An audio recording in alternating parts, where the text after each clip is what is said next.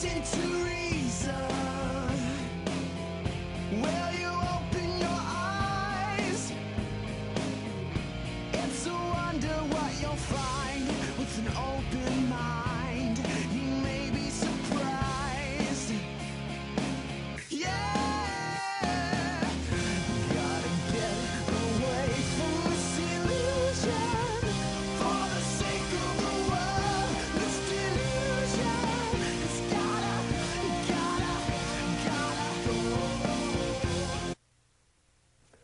Hello, everyone, and welcome to another excitingly high-tech episode of the Atheist Experience. I'm your host, Russell Glasser, and with me today is Martin Wagner. Today is Sunday, December 13th.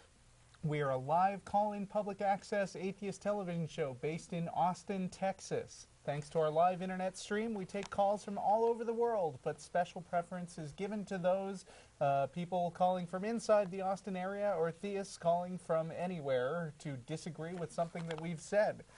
The Atheist Experience is sponsored by the Atheist Community of Austin, a non-profit educational organization promoting positive atheism and the separation of church and state.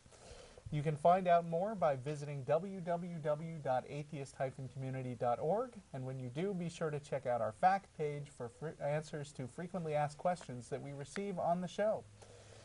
This show is live every Sunday from 4:30 to 6 o'clock p.m. Central Time on Austin Access Channel 10. If you'd like to watch us live from outside of Austin, you can certainly do that simply by visiting the official Atheist Experience website, www.atheist-experience.com, and then you click on Live Stream at the top of the page. And if you do that, you can also participate in a chat room during the show.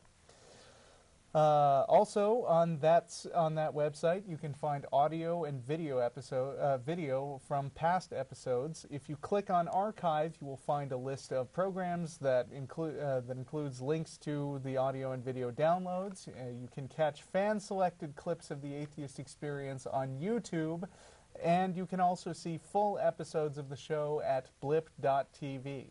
Or you can listen on your favorite music device when you subscribe to our free audio podcast. In addition to this program, the ACA also sponsors a bi-weekly internet audio podcast called The Nonprofits. Visit www.nonprofitsradio.com, P-R-O-P-H-E-T-S, that's the address right there on your screen, for more information. The Nonprofits has been on hiatus for a couple of months now, but be sure to tune in next week on Saturday, December 19th for a special end-of-the-year episode. Weekly meetings for the Atheist Community of Austin are hosted at Romeo's on Barton Springs Road from 11:30 to 1 every Sunday except for the first Sunday of the month, when we host our lecture series at the Austin History Center, located at the corner of 9th and Guadalupe. The next lecture will be held, I did not write that down before the show. First Sunday of January, so. For the next Sunday, yes. I mean, the first Sunday of January. Not next Sunday. Threw off my group. If you can't make it to the morning meetings, you can always join us for dinner right after this program. Beginning at around 6:30 every Sunday, most of the people involved with the production of the Atheist Experience will head for Threadgill's restaurant at 301 West Riverside Drive in South Austin. It's a great opportunity to meet everybody involved with the show, and plus, there's a special mystery event happening tonight. So if you've ever wanted to come down here, then come on down tonight. Tonight would be the night. Yes. You got us all worked up, Russell. I know. This better be good. And I should mention that I got some people worked up by posting on the blog that something unusual would be happening on this show. For all the people I suckered in, thanks for watching, but it's not happening. Maybe next month. Well. Finally, the ACA also hosts an atheist happy hour every Thursday beginning at around 7 p.m. at the Dog and Duck Pub, located at the corner of 17th and Guadalupe. If you'd like to get in touch with us, but you don't feel like calling in, you can always email us at tv@atheist-community.org. We, of course, get far more calls on this show than we can process, and priority is given to people who disagree with us.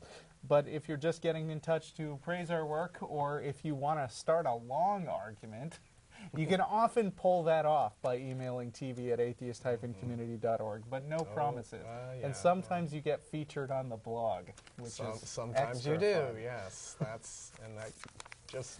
Yeah, speaking of the blog, that is at atheistexperience.blogspot.com. And you can also check out the comprehensive counter-apologetics wiki at ironchariots.org. I do have one additional announcement, which is... On the first Sunday of January is the 3rd, by the way.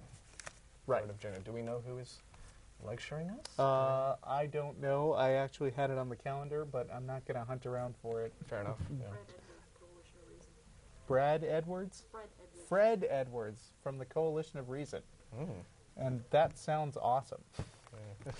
What would we do without our prompts from the gallery? That would be... After the nonprofits next week, Saturday, December 19th, you should check out the party that's being thrown in conjunction with the Center for Inquiry.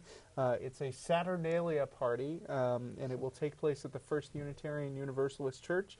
You can check out the ACA website for details. And I believe that's all, and in the traditional nod to the people who are skipping the boring announcements on video, pause. Yeah. Okay. How you doing, Martin? I am great, actually. Yourself? Yeah, I'm pretty good. Yeah. No, it's been a good couple. Well, a pretty day today. It's so nice day for this. Unseasonably warm here in Austin, where everybody who doesn't live here will not care. Right, but well, we care because we live in all of this. That's right. Yeah, but no, doing fine. Okay. No complaint. Let's see what we got here. We've already got full lines, and we're going to need them because we were planning to do this interesting thing. Well, sure, guys, this is free phones for 90 minutes, so okay. Just... tell you what, I've got these stories which I will save for later in case it slows down, and, and I probably should have the call screening up. We got Joel in New York. Starting out. All right, so let's take him on. Joel, are you there? Hi. How you doing? I'm doing all right. Pretty good. I wish we had warm weather here, but we don't. I bet. So. Yeah. But I was hoping to call in because I just finished recently reading a couple of Darwin's books. And if you're like me, you get irritated when you hear people claiming that Darwin was a racist and he hated black people and all that. Right. Yeah. So I was hoping I could, if it's okay, give a few instances that I remember from his books where he clearly did not display that sentiment, exactly the opposite. All right, go for it. Okay. In The Voyage of the Beagle, for example, he mentioned that in the coastline of South America, there was... I'm getting a reverberation thing. Is there anything I can do about that? Oh, no, it's back. No, the control room can do something about it now that they know about it. Thanks for letting us know, but just keep going best you can. You're just going to have to try to power through a little bit. Yeah. So, yeah, I understand. No problem. In South America, there was some cliffs, and a group of slaves at one point had ran away and climbed to the top to live. And when they were discovered, they apparently, one of them threw herself off because she didn't want to go back to slavery. And Darwin actually wrote something to the effect of, if a Roman woman had done that a long time ago, we would have called her, a person who loves freedom. But when the slaves do it, we just call them obstinate and stubborn. He related how much he hated Brazil because apparently there was a lot of slavery there and just how much he wanted to leave the country. I can remember him staying with, he had to stay with people nearby on the journey, of course. And he said that there was a very nice black person who was running the house and wouldn't even eat with them, and that really bothered him because he liked the guy so much. People that claim that I don't think they know what they're talking about. Well, you know, honestly, I would say that the racial views of Darwin would have been complicated because, after all, he lived in the 19th century when everybody was somewhat racist. I think it would be maybe whitewashing the issue to disregard quotes that creationists bring up entirely. Like, what do they say? Like, he uses the word Negro a lot, and he talks about superior races. But one thing I think we can say is that Darwin was unusually progressive for his day. He lobbied a lot for the abolition of slavery, and you know, if you go back and see some of the most admired people in the history of this country, I mean, Thomas Jefferson famously owned slaves. Got them pregnant. Did other stuff with them, yes. Well, oh, I'm sorry. I just did the not nice version before you had a chance to cut me off. Yeah. I just do that. But, I mean, you know, it's difficult to jump to conclusions about what any one person believed in the light of today's standards, because there's been a lot of stuff going on between then and now. I mean, you know, there was the Civil War in America, there was the Civil Rights Movement in the 60s, and Darwin was British, so other stuff happened over there. Yeah.